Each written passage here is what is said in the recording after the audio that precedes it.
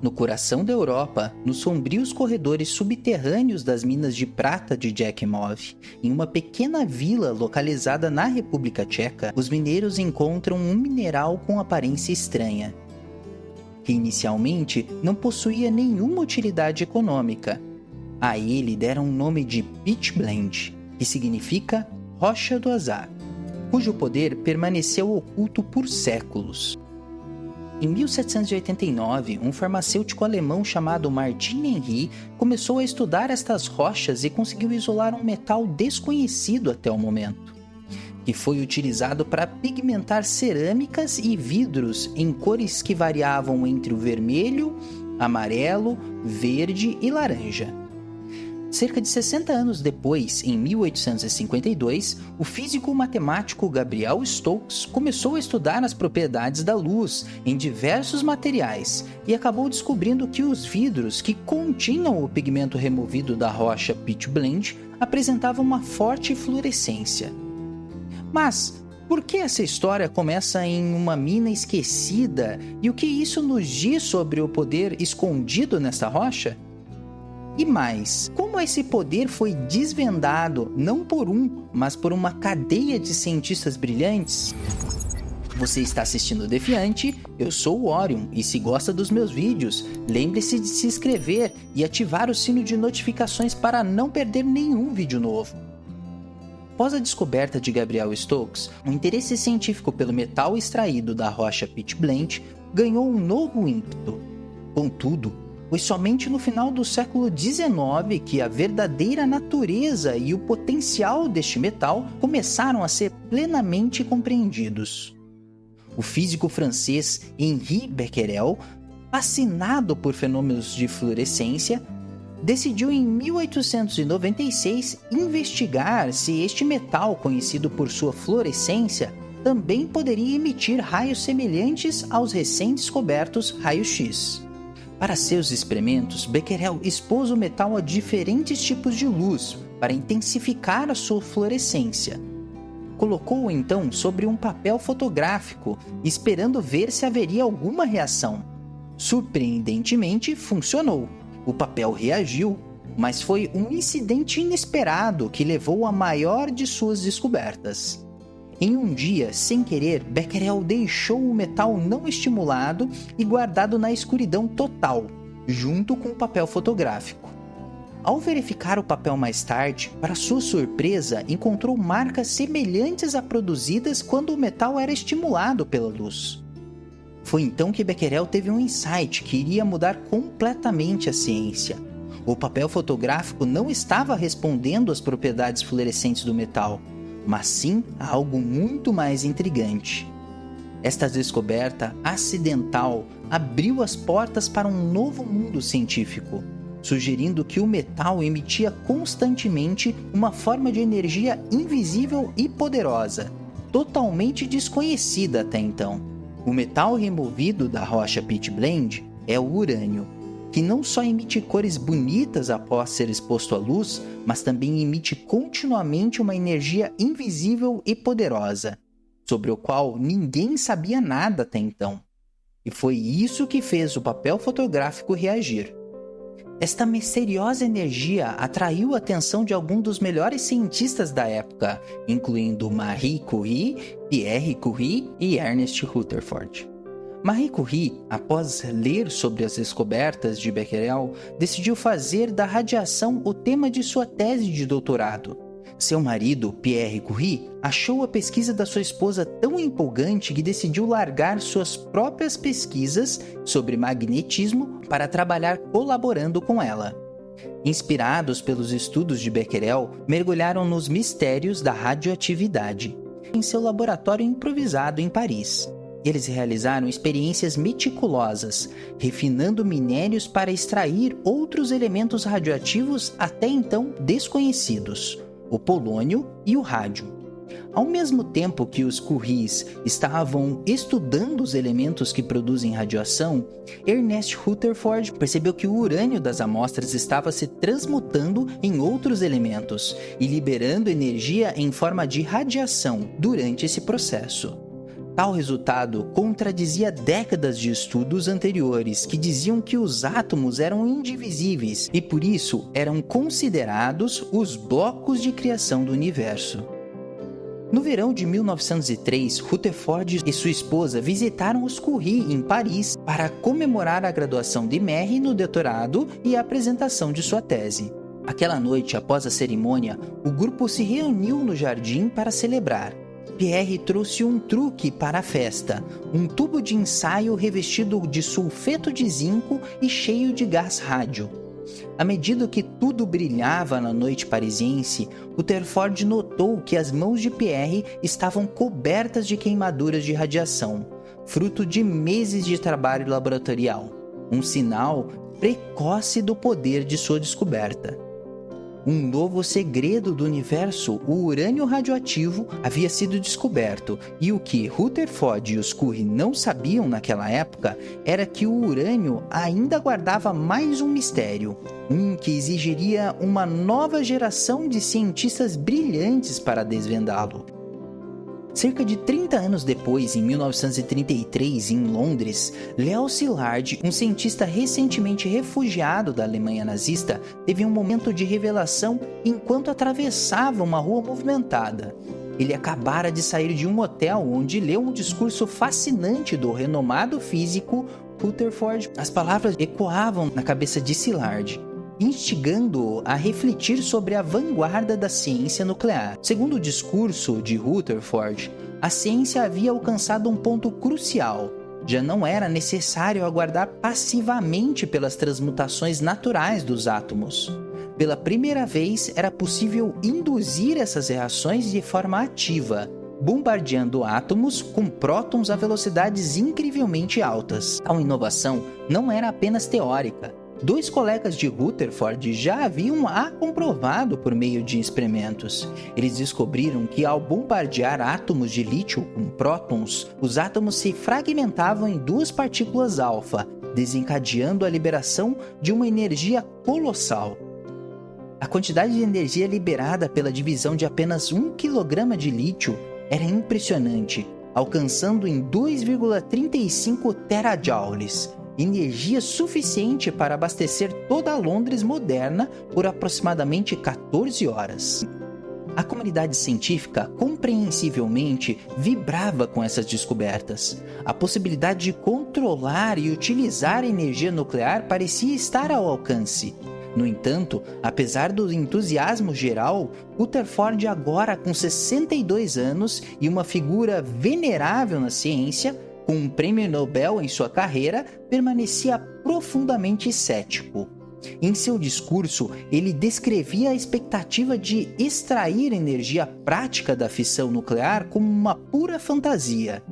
Rutherford argumentava que, embora tecnicamente a fissão de um único átomo pudesse liberar mais energia do que consumida pelo próton incidente, na prática, o método era extremamente ineficiente. Para dividir o núcleo de lítio incrivelmente denso e positivamente carregado, era necessário acelerar os prótons em um campo elétrico de 250.000 volts. E, mesmo com essa alta energia, apenas 1 em 1 bilhão desses prótons acelerados realmente conseguiria romper o núcleo e assim gerar energia. Contudo, Szilard pensava que talvez a abordagem de Rutherford e seus colegas estivesse fundamentalmente equivocada. Em sua visão, o próton era uma escolha inadequada para um projétil nas experiências nucleares. A carga positiva do próton era fortemente repelida pelo núcleo positivo do átomo-alvo, criando uma força de repulsão significativa. Esta força de repulsão, conhecida como barreira de Coulomb, era exatamente o motivo pelo qual os prótons precisavam ser acelerados a velocidades astronômicas para que pudessem penetrar no núcleo atômico. Foi então que Szilard se lembrou de uma descoberta recente de um dos colegas de Rutherford: o nêutron. Sem nenhuma carga elétrica, o nêutron seria um projétil muito mais eficaz para atingir o núcleo atômico. No entanto, havia incertezas sobre como produzir uma fonte forte o suficiente de nêutrons ou quanto de energia isso exigiria. Enquanto Szilard atravessava a rua, uma nova ideia lhe ocorreu. E se não fosse necessário fornecer os nêutrons de forma externa? E se eles pudessem ser gerados pela própria reação nuclear?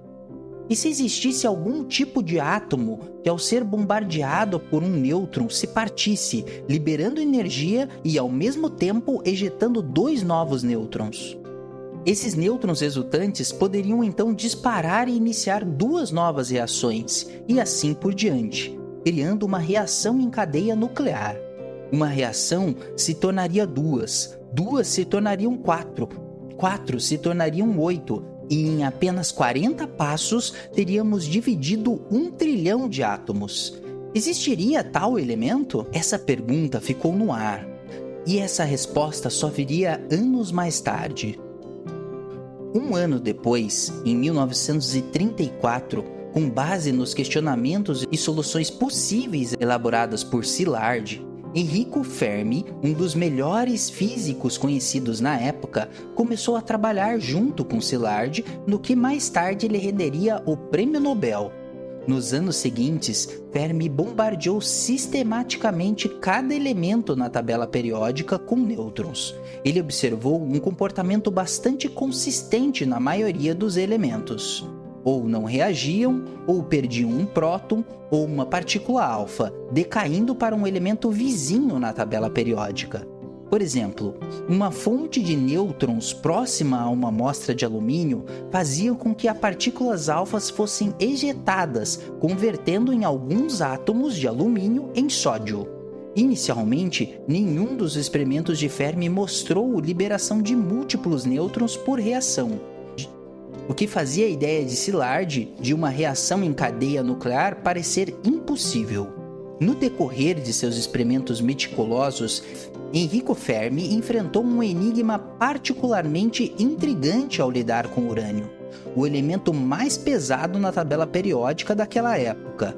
O urânio era conhecido por sua radioatividade, mas os resultados de Fermi com ele desafiaram as expectativas e o conhecimento científico da época. Enquanto todos os outros elementos testados por Fermi apresentavam comportamentos previsíveis, não reagindo ou se transformando em elementos vizinhos através da perda de prótons ou de partículas alfa, o urânio era uma exceção notável. Fermi observou que, apesar de ser bombardeado com nêutrons, o urânio não mostrava sinais de decair em nenhum outro elemento conhecido na tabela periódica até então. Mais perplexo ainda, ele notou uma ampla variação nas meias-vidas de decaimento radioativo do urânio, sugerindo uma complexidade até então não documentada. Diante desses resultados incomuns, Fermi propôs que o urânio, ao ser bombardeado por nêutrons, poderia estar transmutando em um elemento mais pesado que ainda não havia sido descoberto. A natureza controversa dessa afirmação não passou despercebida. Irene Curie, a filha dos famosos cientistas Marie e Pierre Curie, inspirados pelo legado de seus pais que haviam descoberto o rádio e o polônio e com um profundo interesse em continuar a explorar as fronteiras da ciência nuclear, começou a investigar mais a fundo a hipótese de Fermi, conduzindo seus próprios experimentos em um esforço para descobrir esse novo elemento e para entender melhor os processos de transmutação que Fermi havia sugerido. Irene, junto com seu marido, Frederic e Juliette Curie, descobriram a radioatividade artificial em 1934, demonstrando que elementos estáveis poderiam ser transformados em radioativos mediante a bombardeamento com partículas alfa. Este marco lhes valeu o Prêmio Nobel de Química em 1935 e foi vital para a compreensão da fissão nuclear, mostrando que os núcleos atômicos podiam ser alterados artificialmente. Já em 1938, em um laboratório na Alemanha, o químico Otto Hahn e sua equipe estavam conduzindo experimentos com urânio, esperando que, ao bombardear este elemento com nêutrons, ele absorvesse os nêutrons e formasse um novo elemento mais pesado. No entanto, os resultados foram completamente inesperados. Em vez de formar um novo elemento mais pesado, o urânio se partiu em 2 elementos mais leves, um dos quais era o bário. Essa observação inicialmente confundiu Hahn. pois contradizia o entendimento estabelecido de como os átomos deveriam se comportar sob o bombardeio de nêutrons. Com a colaboração de Lise Meitner e Otto Frisch, que estavam exilados na Suécia, eles interpretaram corretamente esse fenômeno como fissão nuclear. Meitner e Frisch perceberam que a divisão do núcleo de urânio em 2 núcleos menores era acompanhada pela liberação de uma grande quantidade de energia, conceito que Frisch chamou de fissão, inspirado pelo processo biológico que uma célula se divide em 2. Este momento marcou uma reviravolta na ciência nuclear, mostrando que enormes quantidades de energia poderiam ser liberados a partir de processos atômicos. No final daquele mesmo ano, Léo Szilard leu sobre as descobertas realizadas por Lise Meitner e Otto Frisch e percebeu imediatamente que o urânio poderia ser o elemento capaz de sustentar uma reação em cadeia, resolvendo o grande problema da teoria que ele havia formulado em 1933. No entanto, Szilard precisava de recursos para transformar sua ideia em realidade. Ele reconheceu que quando o núcleo de urânio é bombardeado com nêutrons, ele absorve um nêutron extra e se torna instável, liberando uma quantidade massiva de energia ao se dividir. Em busca desses recursos, em 1939, já nos Estados Unidos, Szilard escreveu ao presidente Franklin Roosevelt, alertando que uma reação nuclear em cadeia numa grande massa de urânio era definitivamente possível e poderia levar à construção de bombas poderosas de um novo tipo. Ele também afirmou que a Alemanha poderia estar desenvolvendo tal arma. Uma única bomba deste tipo, escreveu ele, carregada de um barco e explodida num porto, poderia muito bem destruir todo o porto, juntamente com parte do território circundante. A carta coassinada por Albert Einstein chegou a Roosevelt quando a Alemanha já havia invadido a Polônia, colocando os Estados Unidos no meio da guerra.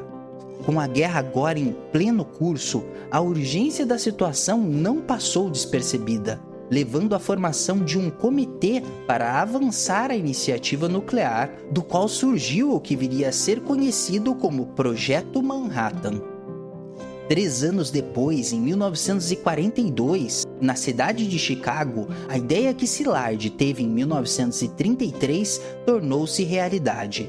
Dentro de uma quadra de squash, sob as arquibancadas do Stagg Field na Universidade de Chicago, Enrico Fermi e Léo Szilard construíram o primeiro reator nuclear funcional, conhecido como Chicago Pile 1. Com camadas alternadas de blocos de grafite e pastilhas de urânio, o reator foi projetado para alcançar uma reação nuclear em cadeia controlada.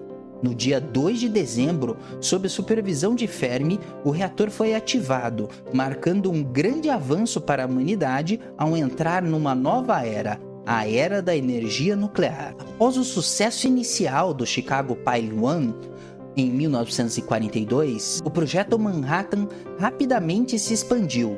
O centro das operações estava em Los Alamos, Novo México, onde, sob a liderança de Oppenheimer, cientistas de diversas áreas se uniram para dar uma forma final às armas nucleares. Em 16 de julho de 1945, o mundo mudou para sempre com o sucesso do teste Trinity em Los Alamos. Essa primeira explosão nuclear demonstrou que era possível liberar uma quantidade inimaginável de energia a partir da fissão de átomos.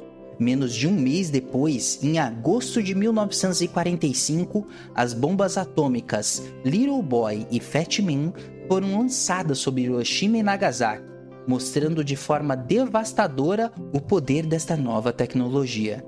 Os cientistas envolvidos no projeto Manhattan tiveram reações variadas ao resultado do seu trabalho. Enquanto alguns, como Einstein e Szilard, manifestaram profundo arrependimento e preocupação com as implicações éticas de suas descobertas, outros viam a bomba atômica como uma necessidade trágica em tempos de guerra. A desativação do projeto Manhattan ocorreu oficialmente em 15 de agosto de 1947. mas as questões sobre o controle e o futuro das armas nucleares permaneceram como legados complexos e controversos deste monumental esforço científico. A jornada, desde as sombrias minas de Yakimov até os dramáticos eventos de Hiroshima e Nagasaki, revela uma trajetória científica de descobertas surpreendentes e de consequências profundas. Ao longo desse caminho, a curiosidade humana e a sede por conhecimento desvendaram o poder oculto do urânio, transformando profundamente a história da humanidade. Essa aventura científica, marcada tanto por triunfos como por tragédias, serve como um lembrete poderoso das responsabilidades que acompanham o avanço tecnológico. Enquanto celebramos os incríveis avanços possibilitados pela energia nuclear, também enfrentamos dilemas éticos que essas tecnologias nos impõem. Ao nos despedirmos, esperamos que este vídeo inspire tanto admiração quanto cautela, e que cada um de nós considere como a ciência e a tecnologia podem ser guiadas para criar um futuro que honre tanto nosso potencial quanto nossos valores. Lembre-se de se inscrever e ativar o sino de notificações para mais conteúdos que desafiam a mente e expandem horizontes. Até a próxima, aqui no Defiante.